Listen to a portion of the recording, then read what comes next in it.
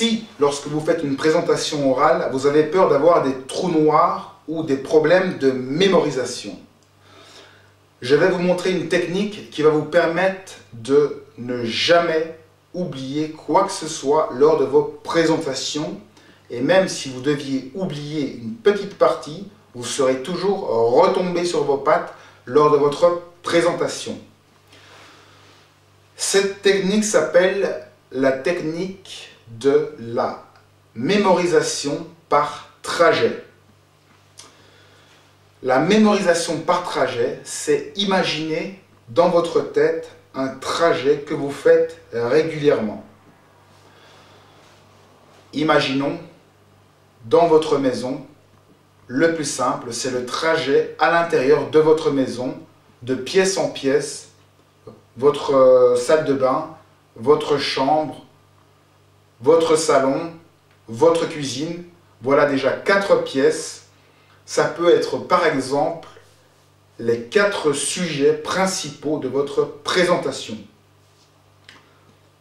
Cuisine, chambre, salon, salle de bain. Ce sont les 4 parties de votre exposé. Maintenant, pour vous souvenir de ce qu'il y a dans votre cuisine, vous allez imaginer votre cuisine dans votre tête. Vous commencez par le frigo. Si par exemple vous devez retenir qu'il y a des arbres en Floride, vous imaginez que votre frigo, il a la forme d'un arbre et que quand vous l'ouvrez, il y a des bouteilles d'Oasis et donc ça vous fait penser à la Floride. Donc, quand vous allez répéter l'histoire, vous allez voir votre frigo, vous allez directement penser à des arbres en Floride.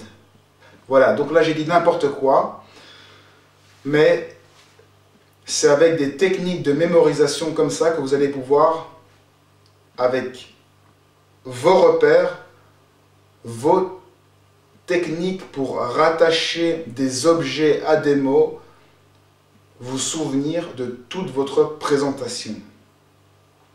Vous avez d'abord le frigo, la table de cuisine, les armoires. Tout ça, ce sont les sujets qui s'enchaînent. Et donc, quand vous commencez par le frigo, ensuite la table de cuisine, l'armoire, et vous associez chaque fois un des éléments à des parties du sujet que vous devez présenter. Je vais vous montrer à la fin de la vidéo un exemple que j'ai fait moi-même. J'ai retenu en 5 minutes 2 paragraphes sur la vie de Charlemagne et je vais les restituer sans coupure pour vous montrer que c'est tout à fait faisable par n'importe qui. La mémorisation par trajet, c'est imaginer un trajet que vous connaissez parfaitement, donc qui est déjà en vous, que vous n'avez plus à mémoriser, et d'associer à chaque élément sur le parcours de ce trajet des éléments de votre discours ou de votre présentation. Cette technique est utilisée par les champions du monde de mémorisation pour retenir des listes de cartes énormes, des cartes à jouer. Et donc, c'est une technique vraiment fiable, facile à utiliser. Ça prend un petit peu de temps pour apprendre, mais une fois qu'on a appris, on connaît les choses quasiment par cœur et on peut les restituer facilement. Si jamais vous oubliez un élément, c'est comme si vous oubliez un élément de la pièce, c'est pas très grave. Vous pouvez soit le zapper, soit revenir dessus plus tard, soit de toute façon passer à la suite ou revenir à ce qu'il y avait avant. Ensuite, si vous n'avez pas le temps de retenir ou si vous n'avez pas l'envie de retenir quoi que ce soit et que vous voulez faire votre présentation comme ça, que vous voulez improviser votre présentation, là le risque est plus grand de faire des trous insurmontables. Je vais donc vous dire ici une technique qui va vous permettre de vous en sortir normalement plus ou moins sur tous les sujets. Vous risquez forcément de rater des grosses parties de votre présentation, mais vous pourrez retomber en tout cas sur vos pattes sans être trop perdu. Cette deuxième technique consiste à créer un fil du temps. Donc si vous avez un sujet, par exemple Charlemagne, et que vous improvisez le sujet de Charlemagne, et que vous avez oublié un élément, essayez de vous braquer sur le sujet principal. Donc le sujet principal, c'est Charlemagne.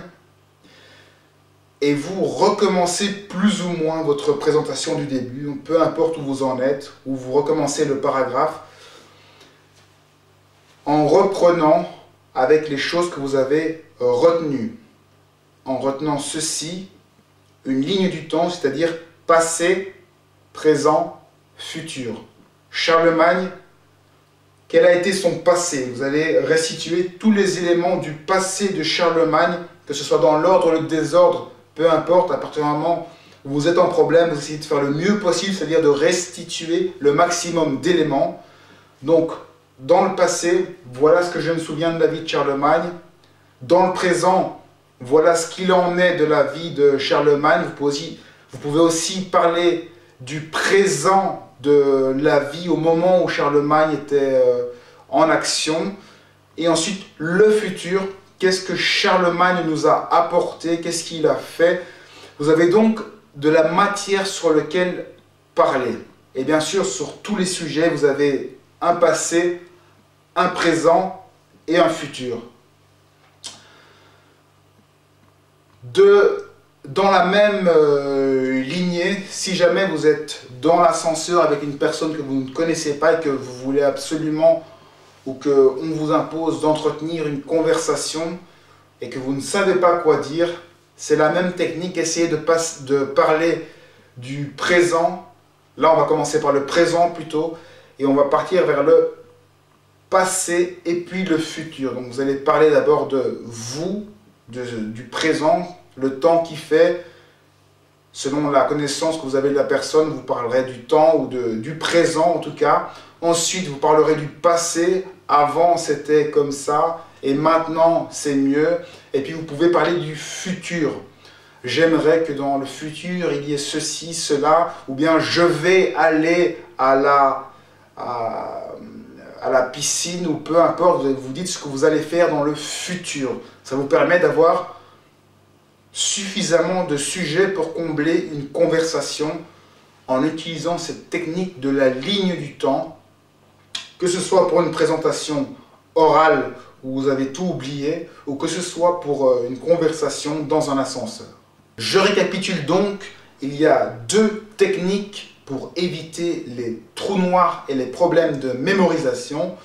Il y a tout d'abord la technique, lorsque vous avez du temps pour préparer votre présentation, qui est la mémorisation par trajet. Vous imaginez un trajet dans votre tête et vous associez à tous les éléments que vous rencontrez dans ce trajet des parties de votre présentation. Ensuite, il y a la ligne du temps, le passé, le présent, le futur. Ce sont des mots-clés qui vous permettent d'associer des événements, des souvenirs que vous avez en rapport avec votre interlocuteur afin de parler de n'importe quoi par rapport au passé, au présent ou au futur. Je vais donc maintenant vous montrer un exemple de cette mémorisation par trajet.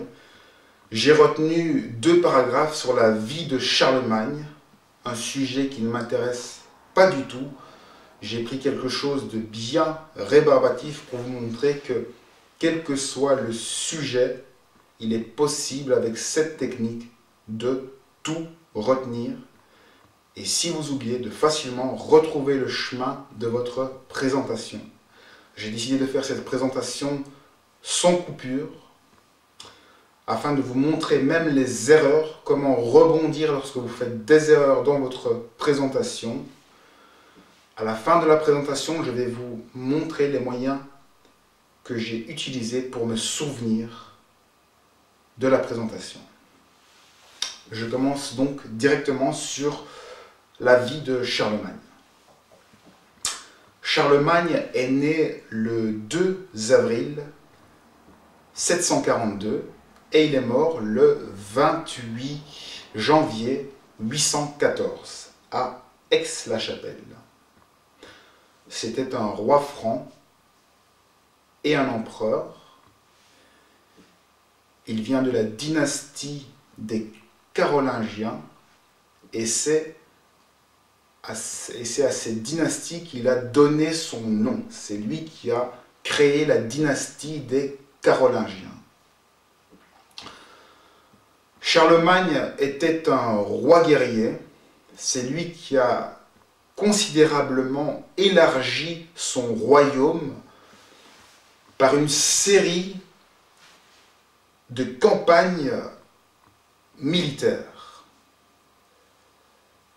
La principale était contre les Saxons païens qui ont été difficiles à soumettre et ça a été une guerre d'une violence inouïe. Il y a aussi eu en Italie les Lombards, une guerre très importante, et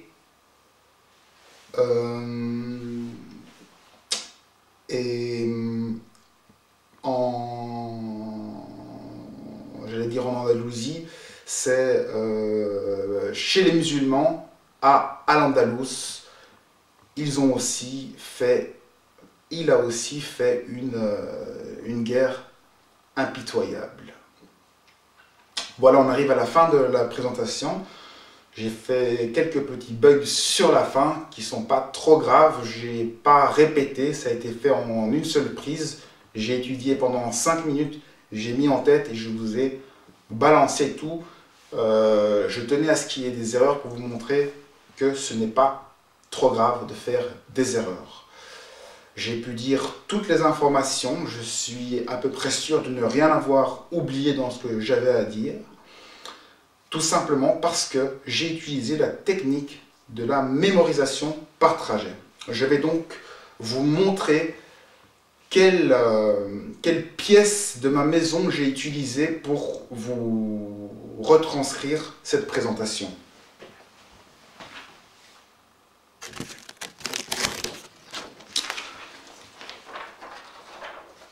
J'ai tout d'abord la première pièce. Je suppose que vous ne voyez rien à l'écran, mais ce n'est pas grave. Juste après l'explication, je vais vous montrer les deux images pendant 5 secondes et vous pourrez couper afin de revoir ce que je suis en train de dire. Ça va être assez simple. Donc d'abord, pour dire qui est Charlemagne, je suis dans ma salle de bain avec un miroir. Et donc un miroir, c'est le reflet, c'est qui je suis. Donc c'est qui est Charlemagne? Ça c'est la première question, qui est Charlemagne? Pour la date, il y a des moyens mémotechniques aussi que je ne vais pas vous expliquer ici pour retenir les chiffres. On associe les chiffres à des couleurs et ça permet de retenir facilement les dates. Ici c'est le 2 avril, bon il y a les deux robinets, 2 avril, 2 avril 1742 qui permet d'aider pour les chiffres. Ensuite, il y a la mort que j'ai expliqué. Ça, c'est encore une date à retenir par des moyens mémotechniques de couleurs. Vous associez un chiffre à une couleur et vous retenez la date. Ici, j'ai pas vraiment eu besoin. S'il y a juste 2 dates, vous pouvez le retenir comme ça, en vous aidant de quelques informations sur le dessin. À Aix-la-Chapelle, vous avez ici des petites croix sur le tapis devant le miroir. Donc j'ai imaginé que Aix c'était X, donc les petits X, ça c'est Aix-la-Chapelle. Et la chapelle, j'ai imaginé que le tapis, on se mettait à genoux dessus, qu'on se mettait en général à genoux devant une chapelle, donc c'était un petit peu une chapelle sur laquelle on était. Ici, il y a une lampe à côté du miroir. Et donc, sur cette lampe, il y a une petite encoche. La lampe, pour moi, c'était la couronne d'un roi. Et la petite encoche était pour mettre une pièce dedans. Donc, un roi franc et un empereur. Il y a l'ampoule qui ressort de la lampe. Donc, un roi franc et un empereur. Ici, pour la dynastie des Carolingiens, on a une petite barre orange qui ressemble à une carotte. Vous allez voir sur l'image couleur après. Il y a une petite barre orange qui ressemble à une carotte. Donc j'ai imaginé que carotte, ça faisait penser à carolingien évidemment. Et donc à côté, il y a la dynastie, donc toute la famille de la carotte, la dynastie des carolingiens. Et en dessous, on a de nouveau quelque chose qui ressemble à ce qui est au-dessus. Et donc, j'ai imaginé qu'il avait donné son nom. Donc ici, on voit deux personnes en opposition, qu'il a donné son nom à la dynastie des Carolingiens. Donc on revient sur l'image qui est au-dessus.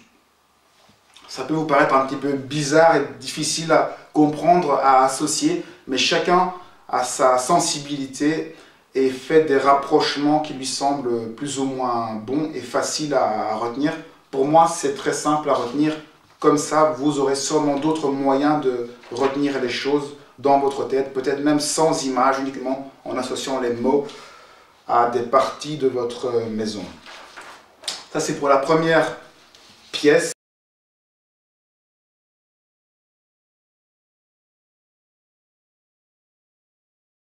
Ensuite, la deuxième pièce, c'est pour un deuxième paragraphe. Ici, on a pour le roi guerrier, on a une lampe. J'ai imaginé que c'était une couronne, donc de nouveau un roi guerrier avec des grilles autour. Donc roi guerrier qui a entrouvert, donc la porte est entrouverte, la porte du dressing est ouverte, donc qui a élargi considérablement son royaume. Donc il a élargi son royaume, toujours la notion de roi, il a élargi son royaume en faisant une série, donc là on voit une série de vêtements, une série de campagnes. On a le vêtement d'une femme, donc j'ai imaginé les vêtements de ma femme par exemple.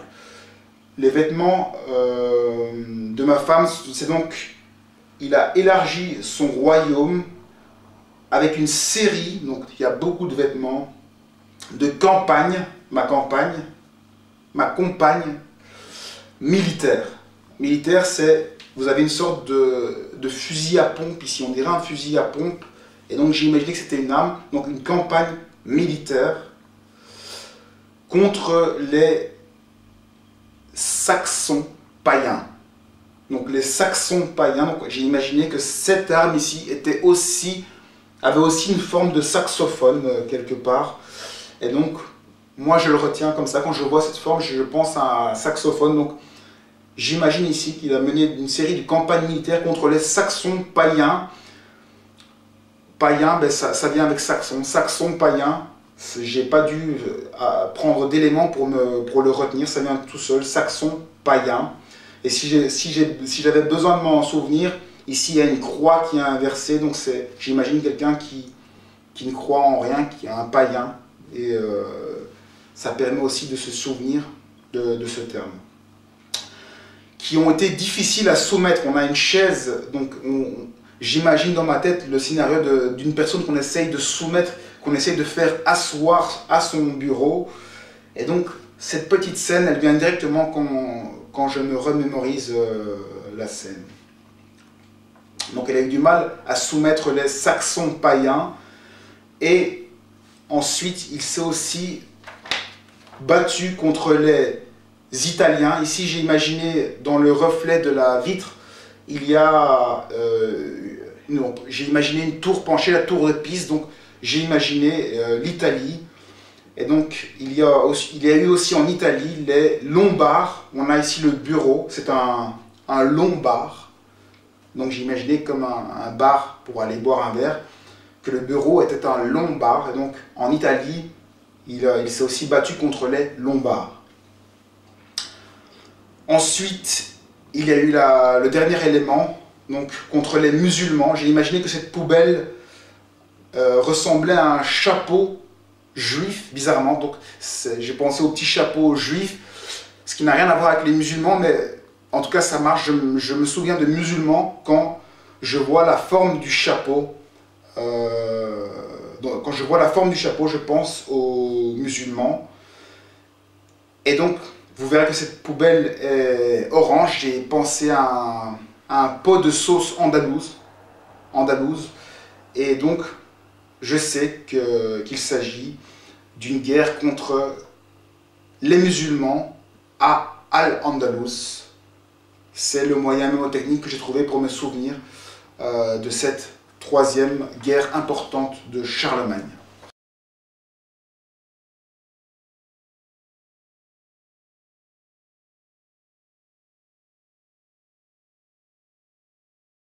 J'ai donc, en 1 minute, restitué l'ensemble de ce que j'avais retenu, que j'ai étudié vraiment très rapidement en 5 minutes. Ça m'a vraiment ennuyé parce que j'avais vraiment pas du tout envie de mémoriser 2 paragraphes sur Charlemagne. Mais je l'ai fait, donc je vous ai montré que c'est possible sans stress d'être absolument sûr de restituer une présentation de A à Z. Peu importe si vous buguez dans votre présentation, la présentation elle est faite. Pour que la présentation soit plus fluide, il suffit de la répéter devant un miroir ou devant votre famille. Ici, je ne l'ai répété aucunement, je vous l'ai présenté directement comme ça. Et c'est donc les conditions les plus difficiles que je voulais et que je tenais à vous montrer. Bien entendu, chacun a ses propres techniques de mémorisation dans l'espace ou en accrochant à des mots. Ici, moi, j'ai utilisé mes techniques, donc je ne vous demande pas de vous souvenir de ces techniques-là ou d'une technique particulière, mais utiliser des moyens dans l'espace ou dans des parcours pour mémoriser tous les éléments de votre présentation. J'ai oublié de vous dire que si vous avez un trou, vous pouvez bien entendu demander à votre public de vous aider afin de faire participer le public et d'interagir avec lui et de voir aussi si lui-même suit votre discours. Parce que certains font semblant d'avoir des trous de mémoire juste pour voir si le public suit. Donc ça permet de masquer plus ou moins votre trou noir en demandant où en étions-nous, qu'est-ce que j'étais en train de dire. Ça permet de créer un contact avec le public et si le public peut vous aider, vous en tirerez tous les bénéfices. Si vous avez d'autres idées de mémorisation ou pour lutter contre les trous noirs, n'hésitez pas à les mettre en bas de cette vidéo dans les commentaires.